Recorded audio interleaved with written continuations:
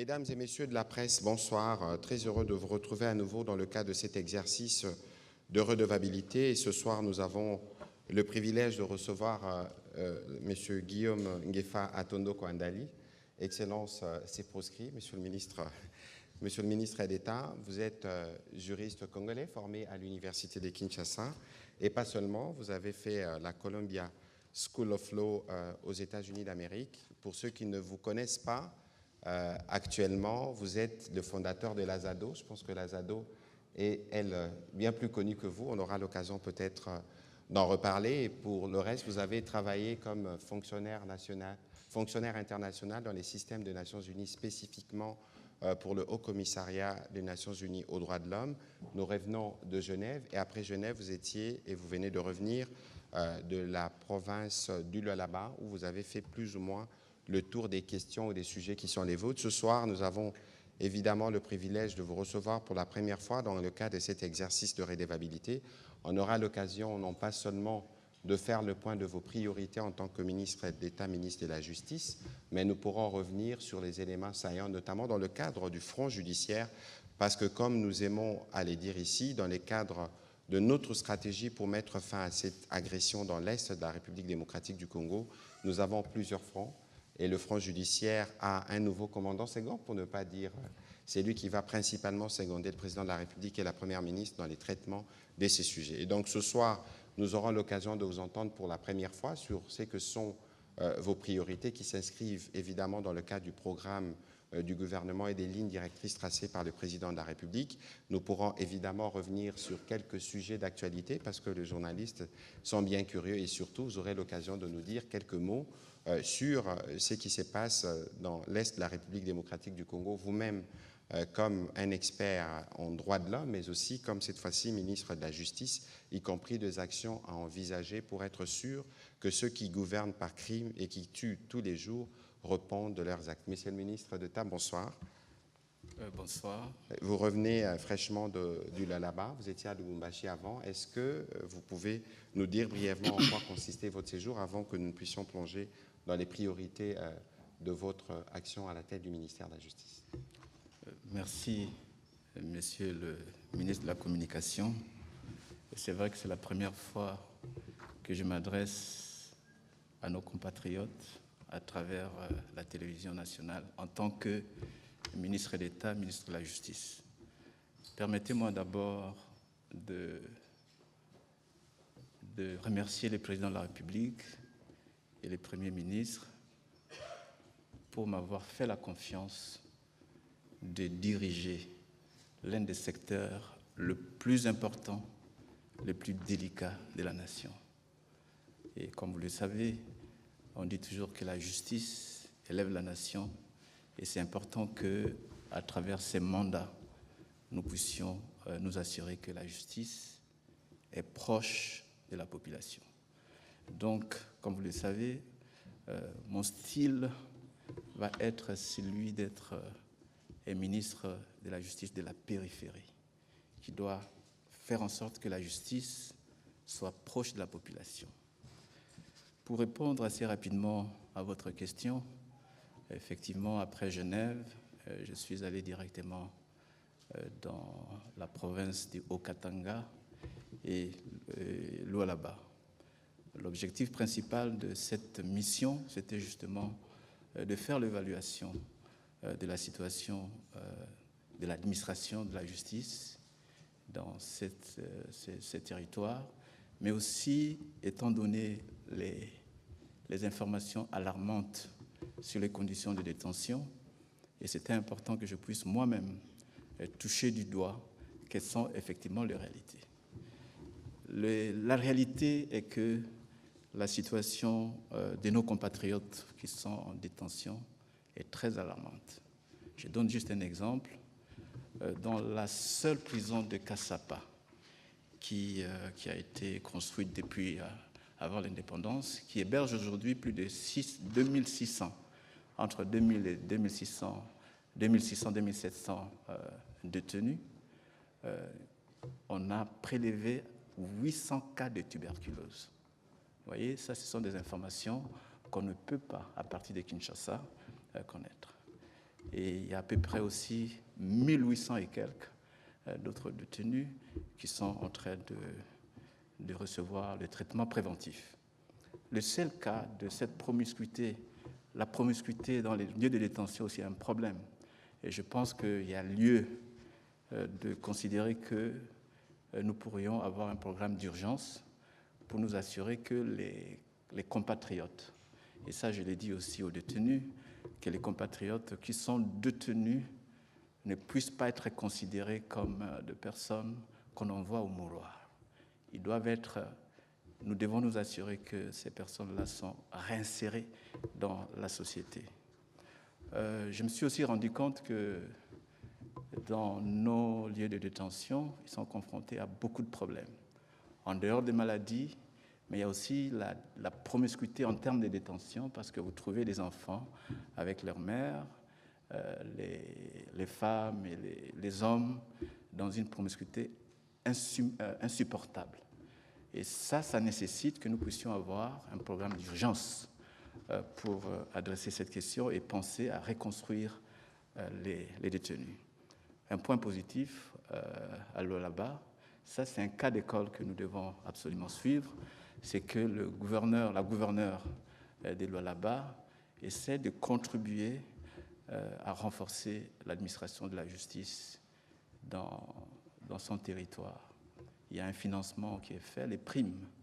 Le gouvernement prend en charge les primes des magistrats pour pallier, disons, au maigre salaire que les magistrats reçoivent. Et l'ironie du sort est que la prime que le gouverneur accorde est plus élevée que les salaires des magistrats, ce qui est assez incroyable. Si nous voulons avoir une justice qui est capable de contribuer effectivement à l'état de droit, nous devons absolument mettre des moyens pour les magistrats, des moyens pour ceux qui sont détenus et les personnels judiciaires. Et enfin, un autre phénomène que je dois aussi dire, c'est que le personnel judiciaire, dans les cas des Cassapa, où il y a à peu près 800 cas de tuberculose, ces personnes sont exposées non seulement à la sécurité physique, mais aussi exposées aux cas de maladie. Et quand je posais la question si ces personnels judiciaires avaient souscrit des assurances, il n'y avait pas d'assurance. Ça veut dire quoi? Ça veut dire que ces personnes peuvent être tombées malades du fait de leur travail et l'État n'est pas capable de les prendre en charge. Donc, je vais m'arrêter un peu ici en ce qui concerne les questions de détention. C'est la première descente effective à l'intérieur pour percevoir justement, parce que c'est aussi la volonté du gouvernement d'être sûr que les conditions carcérales sont bien améliorées. Mais, Monsieur le ministre Edeta, qu'est-ce que vous pouvez nous dire sommairement de comment vous comptez justement appuyer le président de la République et tous les acteurs au niveau notamment du gouvernement ou du Conseil supérieur de la magistrature pour guérir les secteurs de la justice? Bon, je ne suis pas un médecin pour faire un diagnostic, mais c'est le peuple qui fait un diagnostic de la perception que le peuple a de notre justice.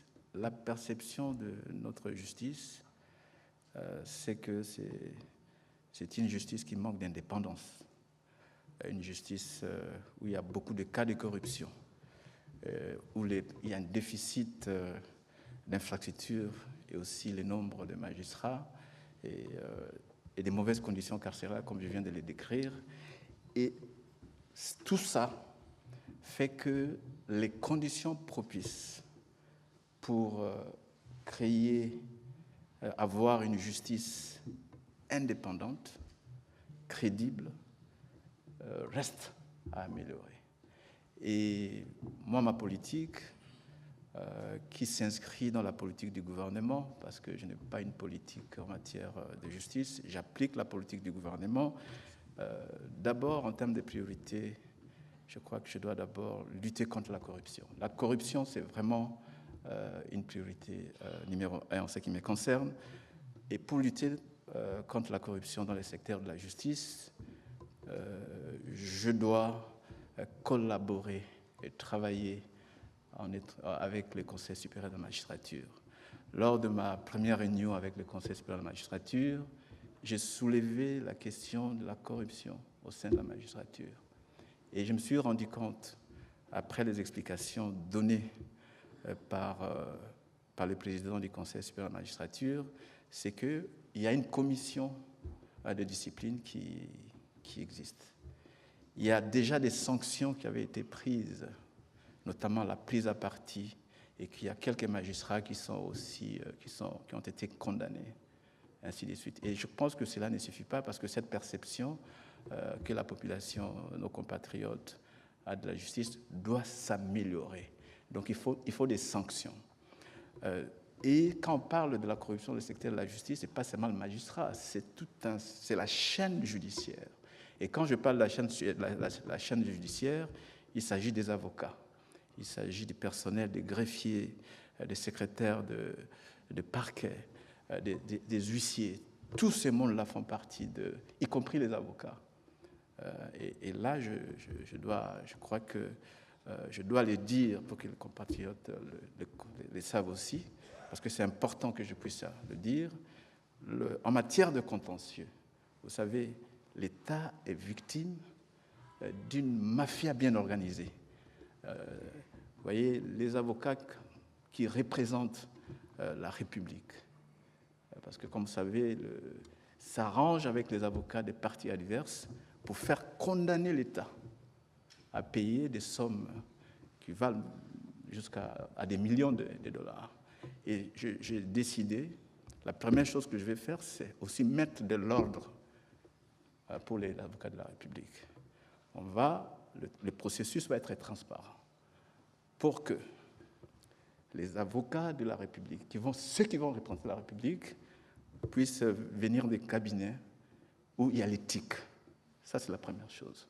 La deuxième chose, que les avocats qui vont représenter la République doivent avoir la compétence dans les domaines où ils vont représenter la République. Et enfin, bien sûr, puisqu'il s'agit aussi des cas de corruption, nous n'hésiterons pas à référer ces cas de corruption, de mauvaise conduite au barreau, parce que le barreau a des commissions de discipline, etc. Ça, c'est quelque chose d'important qu'il faut le dire. La deuxième priorité pour nous, c'est le renforcement de l'état de droit, comme vous savez, contre les déserts judiciaires. Nous allons préparer, en collaboration avec le Conseil supérieur de la magistrature, une cartographie, n'est-ce pas, de besoins de la justice. Parce que, comme vous le savez, les premières juridictions qui ont été créées, y compris les prisons, c'était les prisons à l'époque où les provinces, c'était les anciennes provinces. Aujourd'hui, on a 26 provinces, donc du coup, lorsqu'on crée des nouvelles provinces, il n'y a pas d'infrastructure. Par exemple, en ce qui concerne les prisons des districts sont devenues aujourd'hui des prisons de province. Donc la capacité d'accueil ne correspond pas aujourd'hui aux nouvelles, etc. Troisième priorité, je l'ai dit, c'est l'amélioration des conditions de détention carcérale. Je ne reviens pas puisque, comme je l'ai dit, les situations étaient très inacceptables. Et bien sûr que cela demande à ce que nous puissions continuer les réformes. Et l'une des réformes les plus importantes pour nous, ça va être adopter des lois essentiellement de la lutte contre la corruption. Et la lutte contre la corruption va aussi faire en sorte que nous puissions améliorer le climat des affaires et bien sûr envisager la possibilité aussi pour que les sociétés minières, ça c'est un exemple aussi que j'aurais pu le dire, j'ai constaté par exemple au Katanga, disons au Katanga et à Lualaba, c'est que les sociétés minières commettaient des infractions environnementales. Il n'y a pas de sanctions. Il n'y a pas de sanctions. Et donc, ça affecte les populations locales. Donc, ce n'est pas en conformité avec le code minier et aussi en violation de lois de la République. Et c'est important que les cahiers des charges de ces sociétés-là soient effectivement à respecter. J'ai eu l'opportunité de parcourir assez rapidement le rapport de la Cour de compte. Vous allez vous rendre compte que la majorité de ces sociétés, certains qui sont basés au Katanga, ne payent pas des redevances minières. Donc, l'État perd.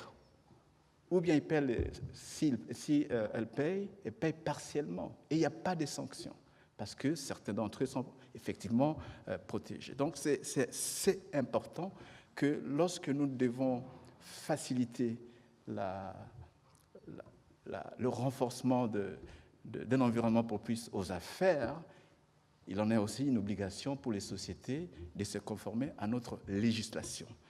Le réforme législation, c'est aussi la création du parquet financier. Je pense que ça va être une grande innovation. Ça a été fait avant que je ne vienne. Je trouve que ça, c'est un projet assez important pour le climat des affaires. Et puis, bien sûr, enfin, nous devons, en ce qui me concerne, moderniser l'administration de la justice. À cet égard, mes efforts vont être pour que nous puissions digitaliser les systèmes. Quand j'étais à Kolwezi, je suis allé visiter la cour d'appel. Je trouvais carrément dans un KGB le greffier pénal, le greffier civil, dans un petit local, et les dossiers judiciaires étaient par terre. C'était choquant pour moi. Et je posais la question, est-ce que vous avez un système, si par exemple il y a un incendie, comment vous allez protéger les dossiers de ces personnes? Et l'exemple le plus qui illustre un peu cette situation, c'est que nous avons aujourd'hui à Kassapa 62 détenus dont on ne connaît pas les statuts juridiques, pour la simple et bonne raison qu'en 2020, il y a eu incendie, donc incendie des dossiers, et donc il n'y avait pas, tout ça n'était pas digitalisé, donc par conséquent, les dossiers sont perdus. Ces cas de 62 personnes détenues demandent à ce que nous puissions assez rapidement prendre une décision pour clarifier leur statut. Pour le reste, je pense que je vais peut-être m'arrêter ici. Évidemment, et permettre à tout le monde de me poser les questions. Avant que nous puissions prendre les questions des professionnels des médias, vous êtes connu, c'est toute votre vie, défenseur des droits de l'homme. Je ne parle pas des droits humains, je parle des droits de l'homme. Peut-être que vous nous expliquerez la nuance. Alors, nous suivons tout ce qui se passe dans l'Est de la République démocratique du Congo. À Genève, on a eu l'occasion d'en parler en marge de la 60e assemblée, session ordinaire du Conseil des droits de l'homme. Quelles sont les actions urgentes envisagées? Parce qu'on a vu que ceux qui gouvernent par crime veulent s'amuser à être des bourreaux qui administrent la justice. Qu'est-ce que vous pouvez nous dire globalement sur ces sujets avant que nous puissions répondre à des questions spécifiques de professionnels des médias? Vous savez que la justice congolaise est compétente pour connaître toutes les infractions, tous les crimes qui se commettent sur son territoire. Et dans ma mission, je ferai en sorte que les violations graves des droits de l'homme, du droit international humanitaire, qui sont les crimes au regard du droit pénal international, aussi de notre propre législation, sans égard aux personnes qui ont commis ces infractions, ils seront poursuivis.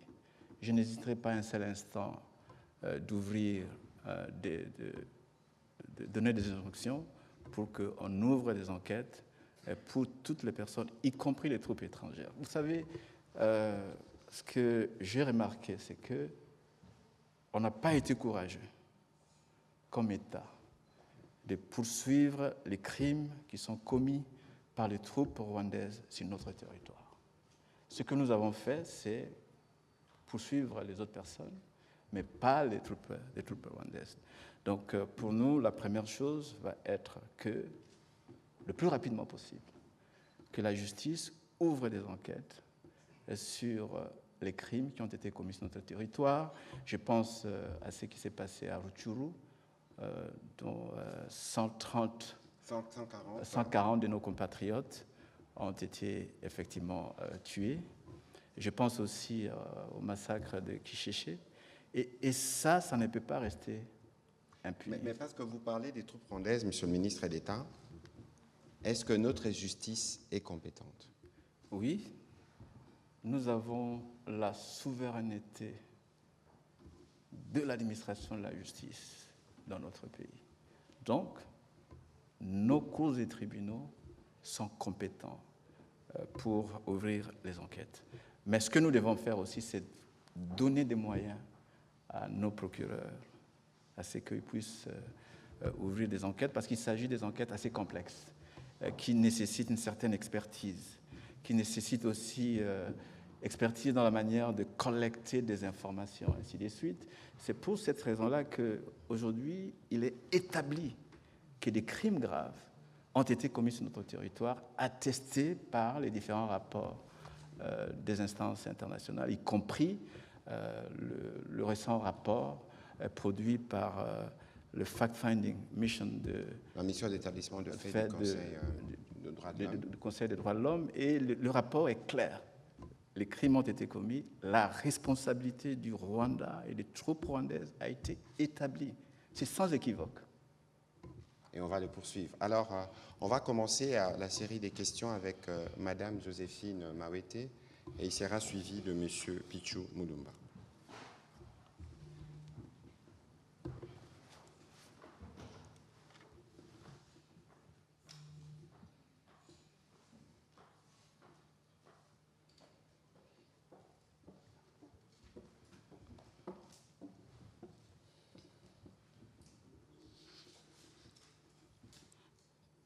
Monsieur le ministre, toujours en restant focus sur les priorités du ministère de la Justice, le média en ligne ZonaNews.net avait lancé, dès la prise de vos fonctions, un sondage sur les priorités. Je pense que vous êtes revenu déçu aussi en relevant la lutte contre la corruption comme étant vraiment les sujets au cœur de vos actions.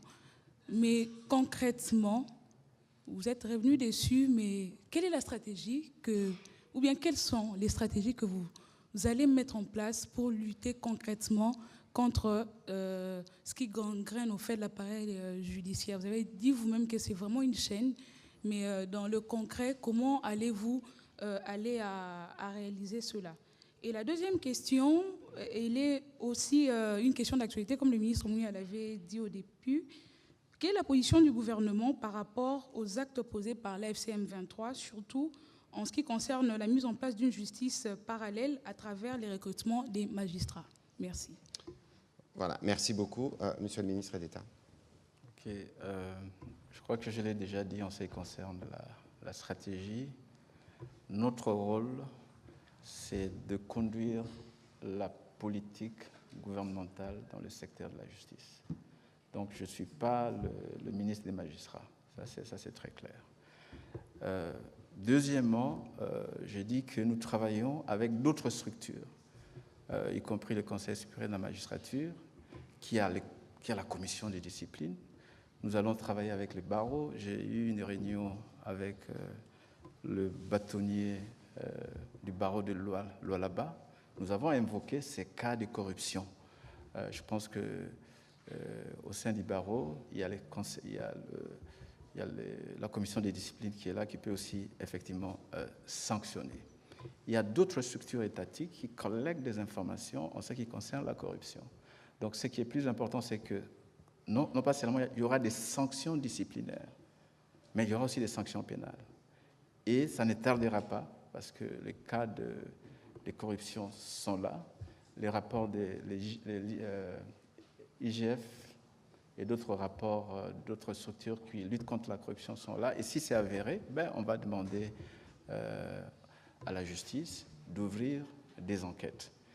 Et je me réjouis pour la première fois de voir que pour un cas de corruption, l'État a pu récupérer de l'argent. Ça, c'est important puisque le premier cas, on a jugé et l'État n'a jamais récupéré. Vous ne pouvez pas déposséder l'État de ses moyens et que vous n'arrivez pas à retourner cet argent-là dans la caisse de l'État. Et notre stratégie va être aussi, c'est que, non pas seulement qu'on juge les gens, mais une fois qu'ils sont condamnés parce qu'ils ont pris les deniers publics, ces deniers publics devront retourner dans la caisse de l'État. Et si nous sommes informés de cas de dénonciation, nous allons donner des injonctions au procureur pour qu'il puisse ouvrir les enquêtes. Votre deuxième question, c'est vraiment simple. C'est vraiment simple, je l'ai déjà dit, c'est que la responsabilité de l'administration de la justice dans un pays revient au pays. Il y a même des jurisprudences qui le reconnaissent. Si je veux, je peux me référer aux décisions de la Cour internationale de justice, qui a reconnu que les actes posés par les groupes rebelles dans un territoire sont de nuls et de nuls faits, puisque ce n'est pas posé par l'État. Et donc, la nomination des magistrats revient à l'État.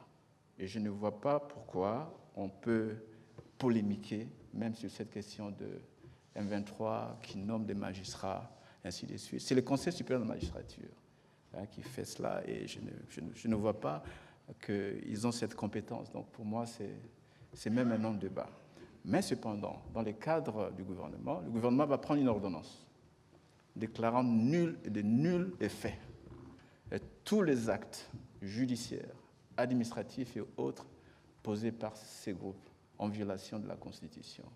Et nous avons déjà aussi, je crois que si ma mémoire ne trahit pas, parce que je viens d'arriver, dans le cadre foncier, il y a eu déjà une ordonnance qui déclarait nul et de nul effet les actes qui ont été posés pour attribuer des concessions de façon illégale à des groupes. Nous allons nous assurer que cela est fait. Ça, c'est important puisque, vous savez, dans la situation où nous sommes, ils veulent poser des actes apparemment légaux et légitimes pour se couvrir de leurs crimes. Donc, c'est important pour nous de leur rappeler que tous ces actes qu'ils vont commettre, qu'ils vont poser, sont nuls et de nuls faits. Et bon, les instances appropriées pourront prendre des sanctions pour ces magistrats qui vont commencer à travailler. Vous savez, même pour être nommé magistrat, il y a des critères. On ne peut pas nommer un magistrat qui a plus de 62 ans. Je crois que vous le savez. Et j'ai entendu qu'il y avait même des personnes âgées qu'on nomme. Et pour être nommé magistrat, il faut avoir un cursus académique qui a été accepté, validé par l'État. Et les gens qui vont être là, ils vont dire quel droit, en fait. Et la situation dans ce genre de... Et ce n'est pas le cas puisqu'il y a quelqu'un qui m'a interpellé en disant que, on l'a vu dans le cas de la Côte d'Ivoire, c'était différent. Mais c'est différent puisque dans le cas de la Côte d'Ivoire, la rébellion n'avait pas décapité l'appareil judiciaire. Donc, l'appareil judiciaire était là. La composition était pratiquement régulière. Et donc, à la fin du conflit, les actes qui étaient posés, parce que c'était les faits du prince, a été accepté. Mais ici, on a décapité notre administration de la justice. Donc, il n'y a pas de juge. Donc, maintenant, ils vont nommer de façon illégale des juges. Et en ce moment-là, tous ces actes qu'ils vont poser sont des actes nuls et nuls faits. C'est simple. C'est évident que ce qu'ils essayent de faire viole même le prescrit de la déclaration de principe qui se fonde notamment sur le respect de la Constitution. Je ne voudrais pas aller plus loin, charte de l'Union africaine ou charte des Nations unies. C'est un groupe qui est appelé à disparaître. Et vous ne pouvez pas, et c'est ce que nous observons, et c'est pour ça qu'au niveau du gouvernement, la ligne, elle est claire là-dessus. Ils ne peuvent pas se permettre de fixer des taux de paiement de Minerval. On a eu le briefing avec la ministre d'État, ministre de l'Éducation. Ils ne peuvent pas penser qu'ils peuvent recruter des magistrats. Comment ils les feront? Sur quelle base? Comment ils rendront justice? Comment seront-ils payés? Mais tout ce que vous voyez en réalité, ce sont des gesticulations qui dévoilent les vraies intentions du Rwanda et de sa brigade avancée. L'idée, c'est en fait de vouloir créer un état de fait et mettre tout le monde devant un fait accompli. Non pas seulement qui briment nos populations, non seulement qui briment les populations, mais ils veulent eux-mêmes se faire justice alors que c'est eux le bourreau. Et ce qui est évident, c'est que comme le ministre d'État, le ministre de la Justice l'a dit, le gouvernement prendra toutes les actions qu'il faut prendre pour qu'aucun des actes qui posent ne produisent des effets et que tous les actes qui s'hasardent à poser actuellement puissent être annulés les moments venus. Et nous sommes au courant de tout. Pichu Mulumba pour vos questions. Et puis ce sera Marlon Kachamou.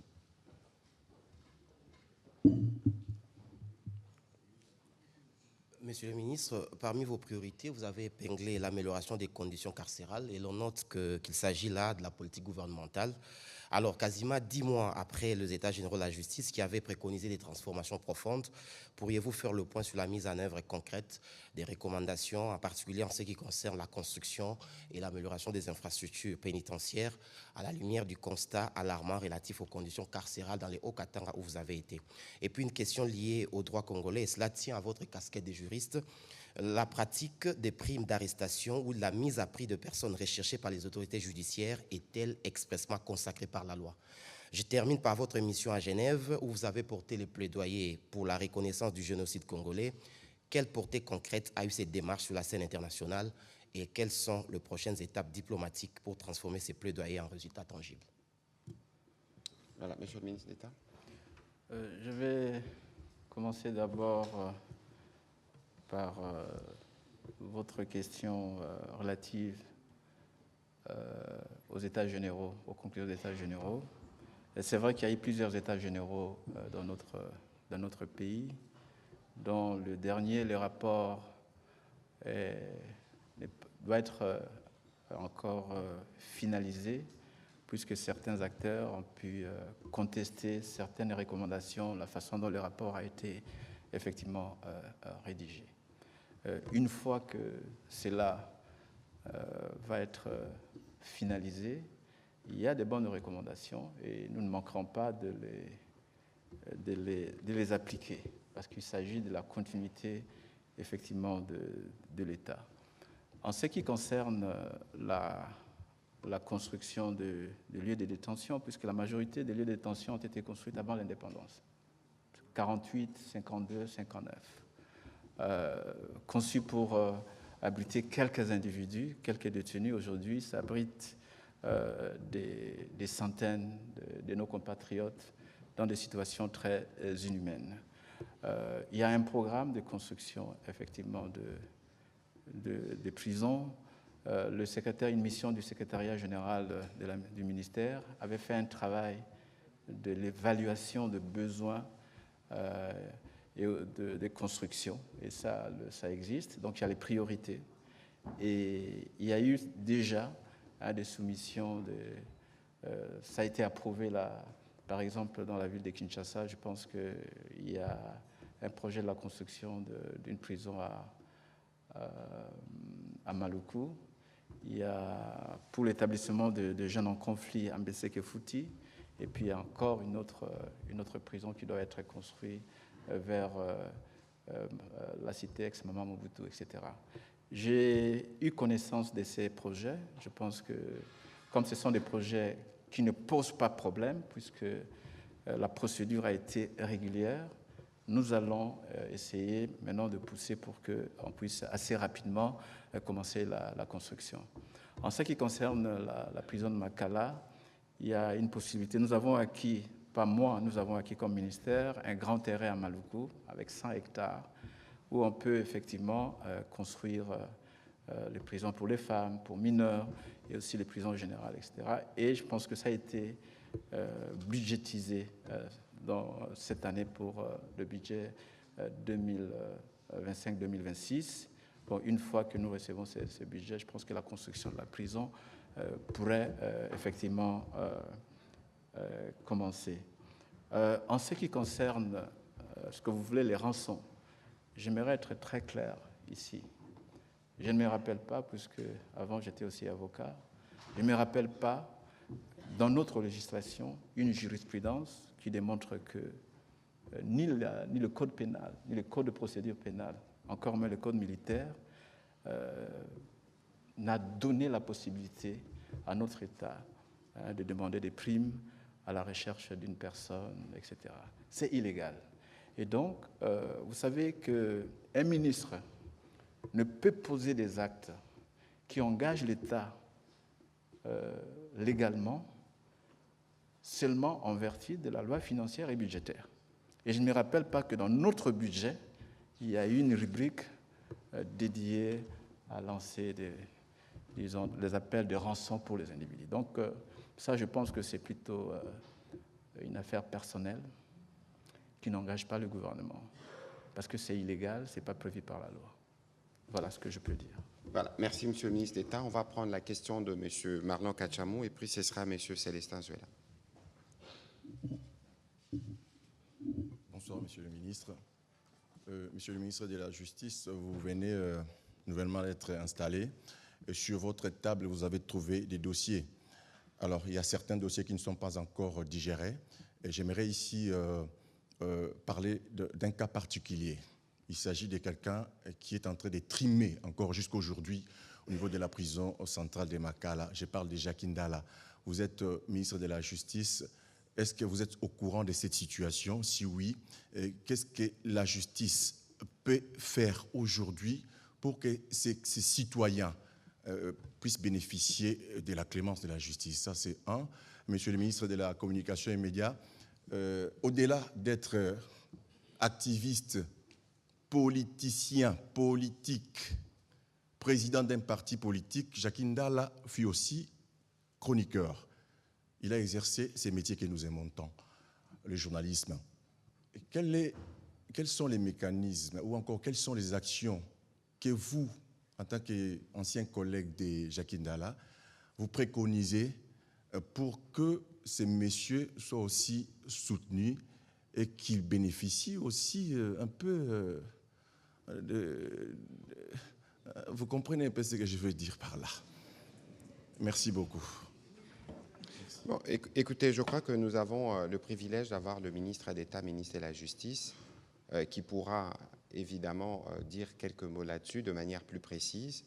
Mais lorsque nous avons personnellement vu les alertes sur les réseaux sociaux, nous en avons parlé. Nous étions à Genève et je pense que le ministre a demandé non pas seulement le renseignement qu'il fallait, mais je crois qu'il y a des actions qui ont été entreprises dans le cadre de la prise en charge que son État requiert. Je vais laisser le ministre d'État donner davantage d'éléments à ses propos. Et peut-être que je pourrais revenir avec un commentaire si Monsieur le ministre d'État. Oui, je pense que vous avez déjà donné la bonne réponse. Effectivement, nous avons été alertés par les réseaux sociaux. Et la première action que j'avais prise, c'est de demander à mon cabinet d'avoir l'information requise et de s'assurer que le détenu Ndala a accès aux soins de santé. Et ça, c'était important. Il a été pris en charge au niveau de l'hôpital. Et je n'aimerais pas ici vous dévoiler son rapport médical. Il y a un sceau de confidentialité. Mais tout ce que je peux vous dire, qu'il a été pris en charge. S'agissant de sa situation, puisque le compatriote Ndala a sa réclamation, ses revendications, c'est d'être libéré. Et ici, nous sommes en matière pénale. Il a été condamné. Et il demande une libération conditionnelle.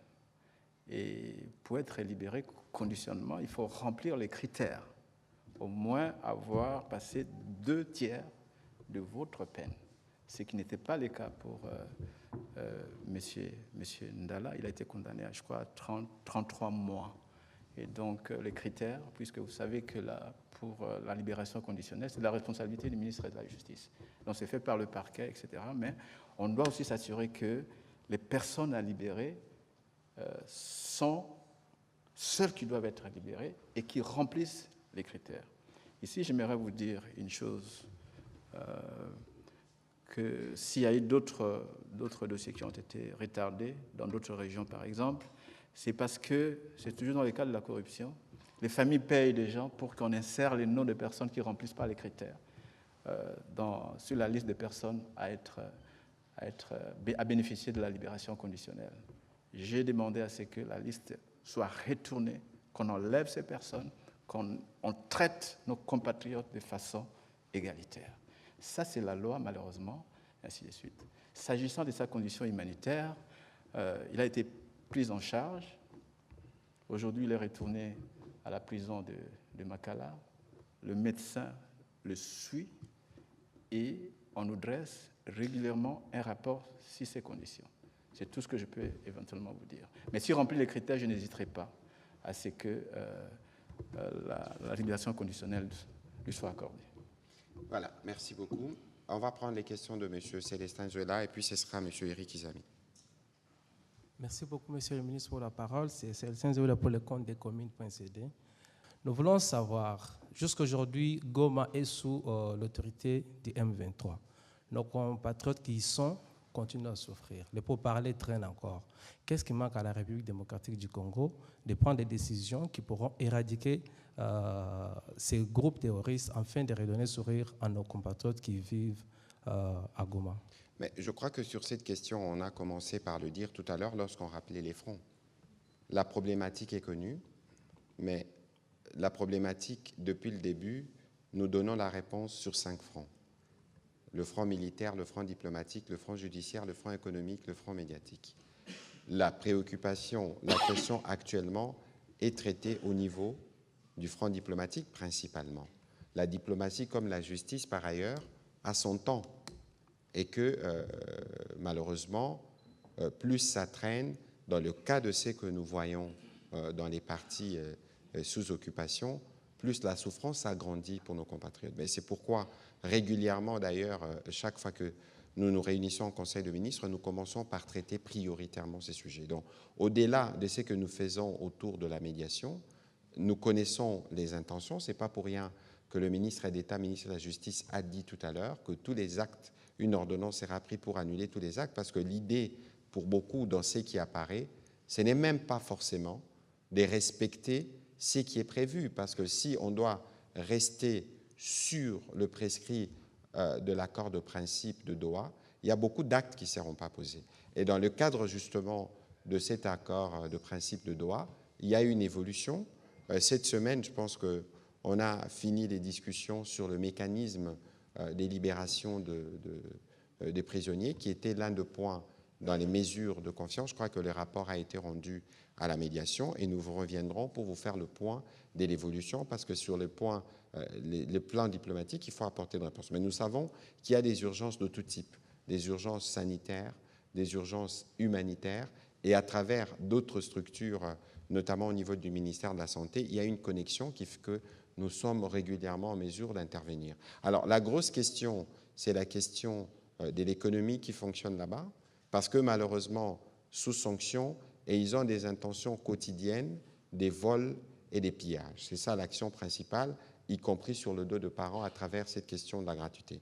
Nous connaissons toutes ces questions et au niveau du gouvernement, une réponse appropriée est apportée pour chacune des questions, dont certaines, je ne pourrais pas les aborder ici. Mais il faut considérer que pour nous, chaque jour est un jour de plus entre les mains de ceux qui n'ont pour morale que des tueries. Monsieur le ministre de la Justice, il y avait une question pour vous. Il y avait une question sur le contentieux RDC Apple. Je viens d'arriver, ça il faut le reconnaître, mais tout ce que je sais, c'est qu'il y a maintenant de pourparlers entre la RDC et Apple. Comment arriver effectivement à adresser cette question.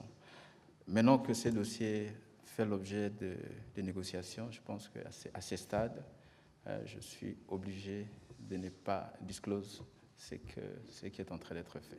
Voilà. De toute évidence, dans le cadre justement de cette question, la problématique principale dans nos mines, c'est le pillage et l'exploitation illicite.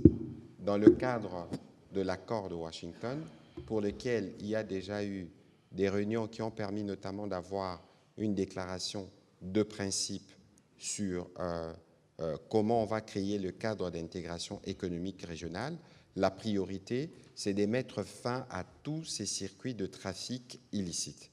Et donc, l'action qui a été entamée contre Apple s'inscrit dans ce cadre. Évidemment, nous avons des équipes, une équipe dédiée, une équipe de la Task Force qui est dédiée et qui travaille quotidiennement sur comment la question évolue. Mais ici, globalement, il faut comprendre que dans notre stratégie, il faut couper tous les circuits de fraude, des trafics illicites qui entourent toute cette guerre, parce que c'est cela la vraie raison.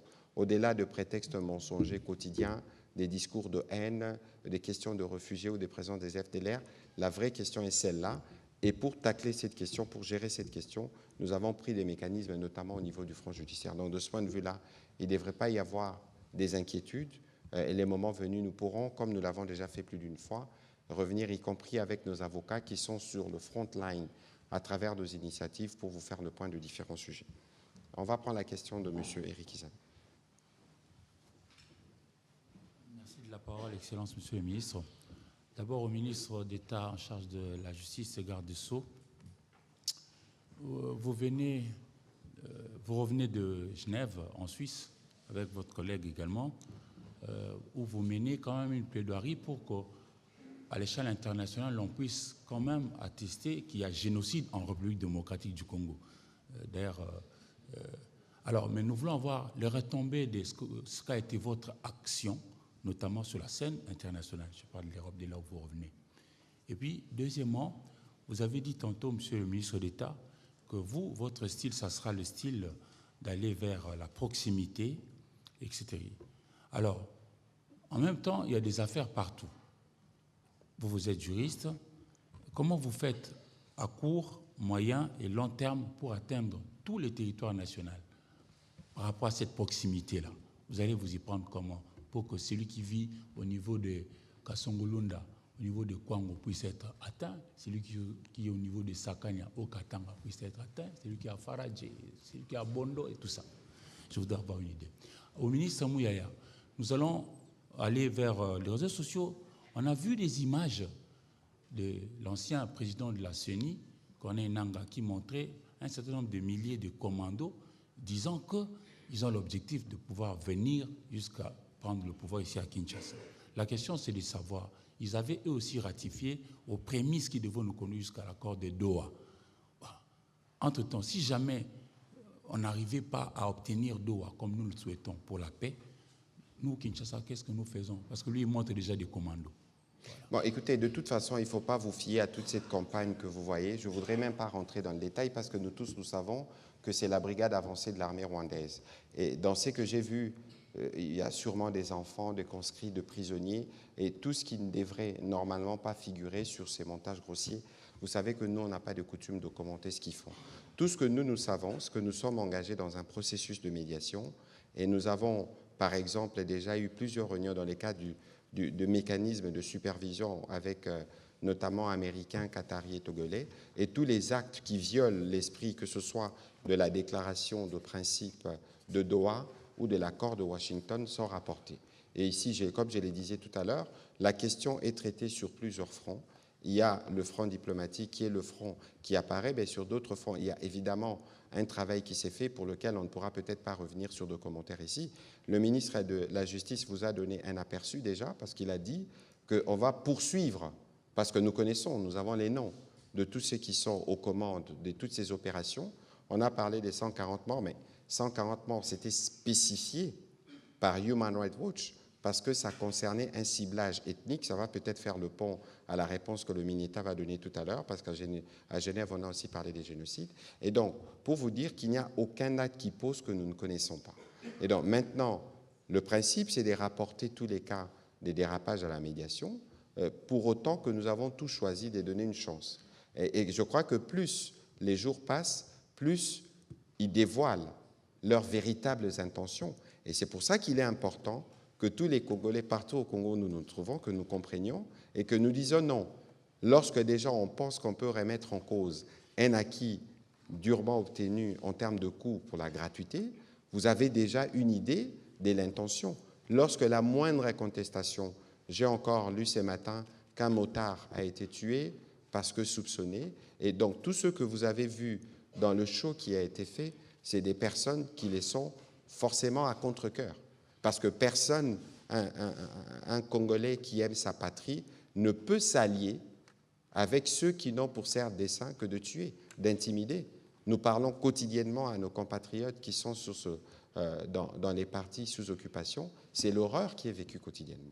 Et donc, vous pouvez être sûr que nous, à notre niveau, au niveau du front qui est le nôtre, nous allons nous assurer de faire la part qui est la nôtre. Et cette part, c'est aussi la mobilisation de tout le monde. D'abord, pour montrer à nos populations qui sont là-bas, qui ne sont pas seules, que nous sommes solidaires et qu'à chaque coup, nous allons travailler avec eux pour être sûrs que leur quotidien, d'abord, connaît des évolutions, là où nous pouvons intervenir directement, mais pour les autres questions, à travers les mécanismes mis en place par la médiation, nous assurer que nous puissions atteindre nos objectifs. Monsieur le ministre de la Justice, je crois qu'il y a une soif pour la suite de ce que nous avons commencé à Genève, notamment en marge de la session, ordinaire du Haut Conseil des droits de l'homme. La question du génocide, elle soulève beaucoup de réactions de l'autre côté. Je ne voudrais pas le relayer ici parce que c'est totalement indécent.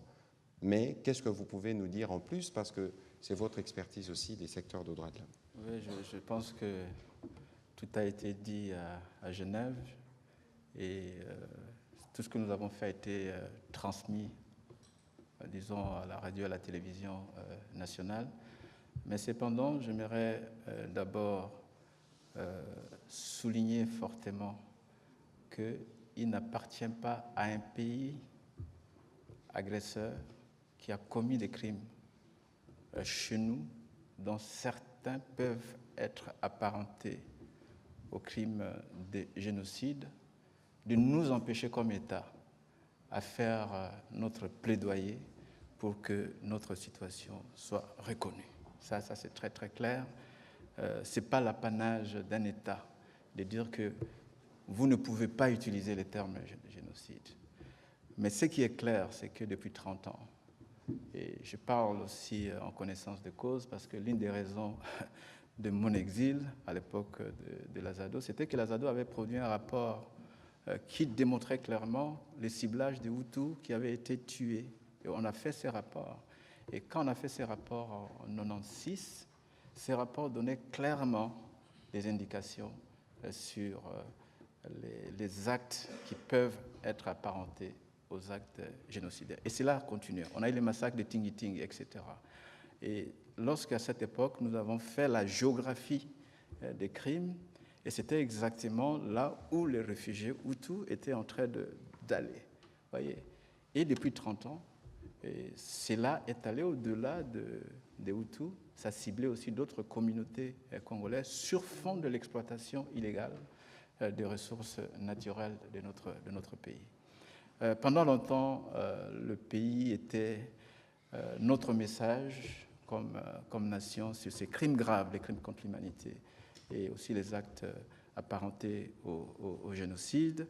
Notre message était illisible. On ne voulait pas nous entendre non plus. On ne voulait pas lire ce que nous voyons. Et maintenant, tous les rapports. Et vous savez qu'en ce qui concerne notre pays, nous sommes sous chapitre 7, où le Conseil de sécurité a décidé de déployer depuis plus de 20 ans une mission des Nations Unies, ici, qui documente systématiquement des cas.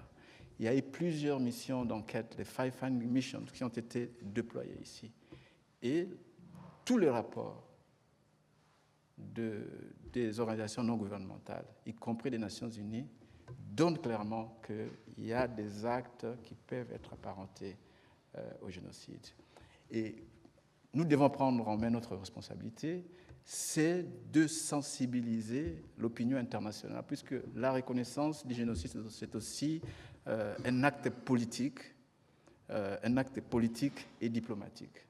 Vous savez, en 1994, lorsque la question du génocide rwandais était posée, il a fallu beaucoup de temps. Et c'est le professeur Denis Segui, qui était le rapporteur spécial des Nations Unies, qui, pour la première fois, c'est à partir du rapport du professeur Denis Segui, qui était l'expert indépendant sur la situation au Rwanda, qu'on a reconnu le Rwanda. Et enfin, le récent rapport sur Gaza, qui a été présenté au Conseil des droits de l'homme.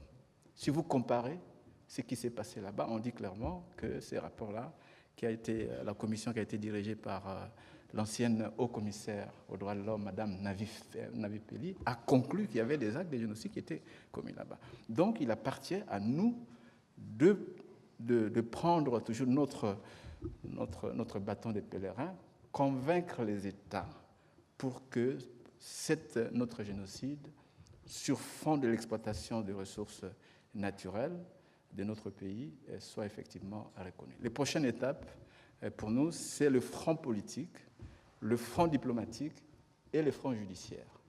Et je pense que c'est ça qui va être fait. Je ne vais pas dévoiler en ce qui concerne la justice, mais vous verrez qu'il y aura des actions bientôt qui vont être prises pour qu'on puisse interpréter juridiquement, sur base des instruments juridiques internationaux, que ce qui se passe chez nous, ce sont des actes qui peuvent être apparentés au génocide. Il reviendra encore qu'après, c'est la justice internationale ou nationale qui va prendre ses responsabilités pour juger les auteurs. Je pense que nous sommes dans la bonne voie. Ceux qui veulent empêcher le pays de s'exprimer, je pense que c'est trompent. C'est notre responsabilité de protéger nos populations et de s'assurer que des crimes graves qui se commettent dans notre pays ont une réponse pas seulement politique, judiciaire. C'est aussi, on doit faire attention, puisque même dans le cadre des Doha, bien sûr, on va faire l'échange, la liste des détenus, mais nous allons nous assurer qu'on applique les critères d'exclusion, c'est-à-dire les personnes soupçonnées d'avoir commis des crimes graves selon les lois internationales ne puissent pas faire l'objet d'un marchandage politique. Et ça, c'est clair, ça fait partie de la doctrine. Et ça, c'est aussi notre rôle de conseiller en tant que conseiller juridique de l'État, de s'assurer qu'on ne change pas dans les négociations. Il y a toujours des critères d'exclusion et ces critères d'exclusion doivent être absolument appliqués. S'agissant de la proximité, c'est important. J'ai quitté Genève jeudi, je suis arrivé, samedi je suis parti à Lubumbashi, Kipushi, Likasi, Buluo et Kolwezi. Et ça, c'est un bel exercice. Cela m'a permis, par exemple, de savoir qu'à Kassanji, depuis 18 mois, le tribunal de peine ne se réunit pas, puisque la composition régulière ne peut pas être assurée, puisqu'il n'y a pas de juge. Depuis 18 mois.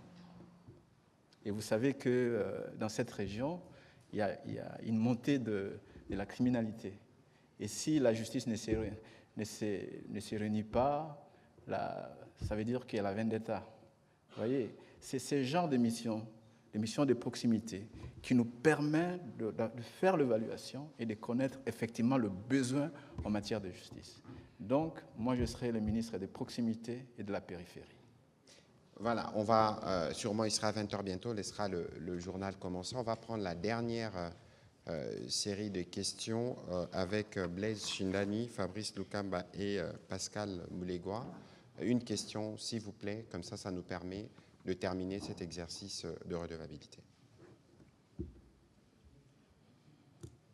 Allez-y rapidement, s'il vous plaît. Merci beaucoup, Excellence, pour la parole. Monsieur le ministre d'État, votre prédécesseur, Constant Moutamba, a récemment été condamné à 3 ans de travaux forcés et il serait assigné à résidence. Va-t-il rester dans cette situation ou comptez-vous l'envoyer en prison pour purger sa peine? Voilà.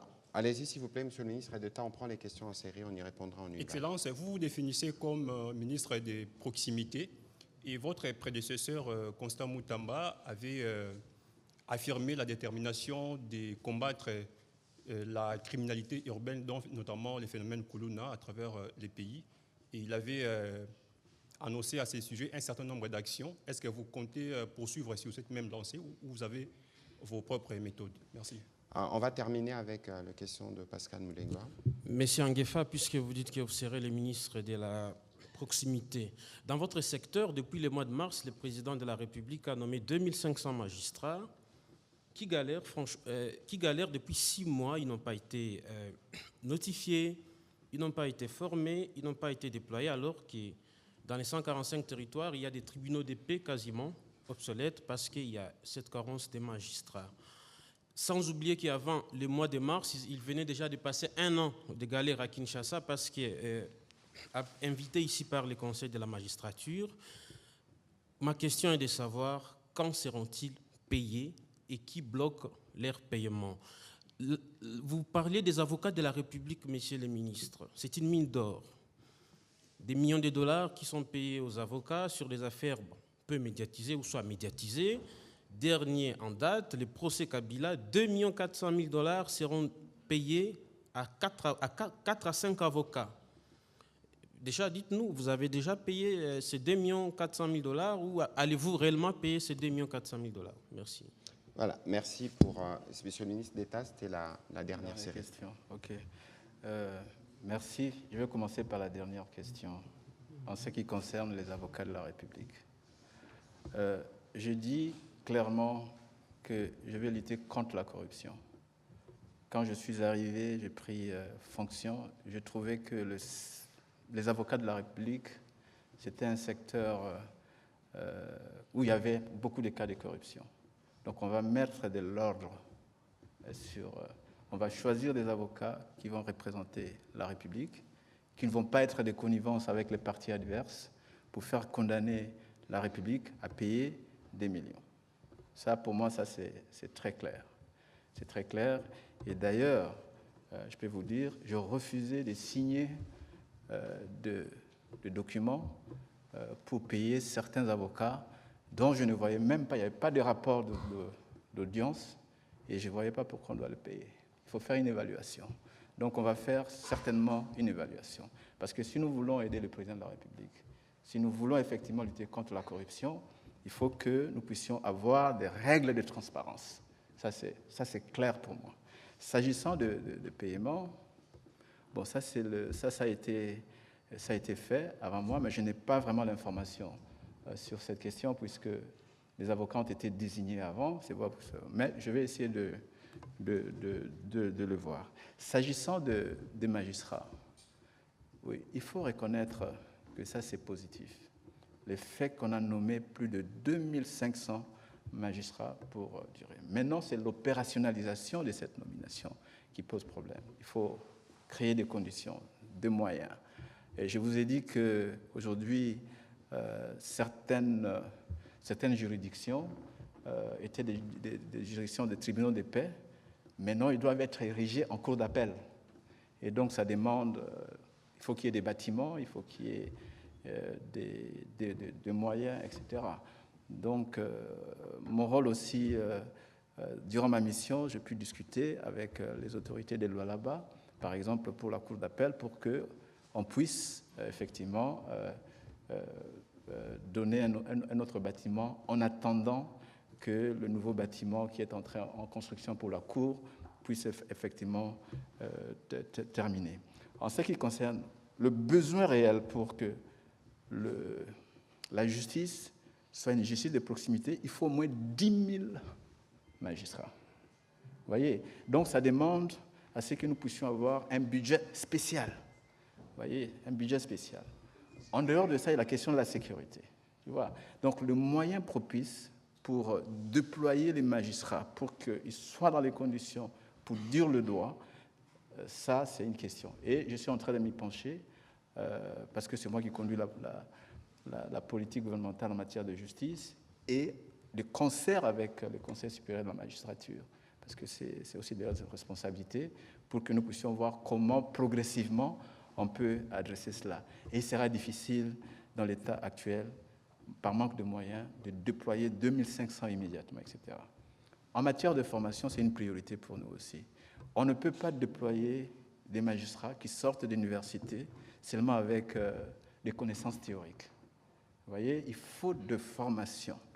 Et je pense qu'avec l'Institut de formation judiciaire, nous allons nous assurer qu'il y aura des formations bien déterminées, ainsi de suite. Même des formations spécialisées. Je vous ai dit que, par exemple, au Katanga et à Lualaba, les juges et les avocats n'ont pas de formation appropriée pour traiter certains crimes.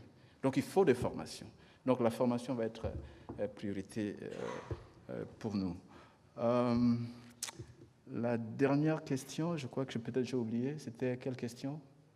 Ou bien j'ai répondu à toutes les questions? En tout cas, aux questions. Quand seront-ils payés les 2500 magistrats, sachant qu'ils étaient budgétisés pour cette année et qu'ils ont été nommés par ordonnance présidentielle? Je pourrais vous répondre à la prochaine session. Je vais me référer au Conseil supérieur de la magistrature, essayer d'avoir des informations pour que je puisse être en mesure de vous donner une réponse appropriée à cet égard. D'accord. Aux questions de Blaise Chinani. Il y avait une question sur La condamnation de Constant Moutamba, il est assigné à résidence. D'accord, ok. Je m'interdis de commenter une décision judiciaire dont le procès était public et que le principe du contradictoire a été effectivement respecté. Et donc, je vous ai dit que je ne suis pas le ministre des magistrats. Le droit a été dit. Il y a des moyens de recours à faire. Et donc, je m'abstiens à ne pas commenter. Merci. Il y avait une question sur la lutte contre les koulouna. La lutte contre les koulouna, c'est une question complexe. Il ne suffit pas seulement, ça c'est moi, il ne suffit pas seulement d'arrêter les koulouna, c'est toute une réponse qui doit être articulée, coordonnée. Et aussi, ce que moi je pourrais proposer d'abord, c'est qu'on va faire une étude sur cette question des koulouna en profondeur. Qui sont ces koulouna? Pourquoi ils agissent ainsi? Qui sont derrière? Ainsi de suite. Parce que vous savez aussi qu'il y a beaucoup de complicité autour de ces koulouna parce qu'ils font partie d'une chaîne de criminalité. Et donc, la réponse doit être une réponse holistique et aussi une réponse...